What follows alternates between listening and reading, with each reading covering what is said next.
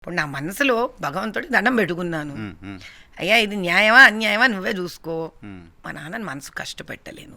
మధ్యతరగతి కుటుంబం, ఆయన కష్టాలు ఆయనకు ఉంటాయి కదా, ఒక ఆడపిల్లని పెళ్లి చేసి పంపించాలంటే. అంతేగా అంత పెద్ద ఆయన చూసినప్పుడు యూజువల్గా మీరు కదా భయపడాలి, ఆయన భయపడేందుకు వెళ్ళి పారిపోయాడు. అది exactly the consciousness of that person చూడండి. హ్మ్.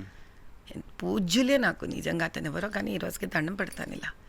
ఏంటి బుద్ధి ఉందా లేదా, అసలు అమ్మాయి ఎంత చిన్న అమ్మాయిలాగా ఉంది, ఎంత లక్షణంగా ఉంది.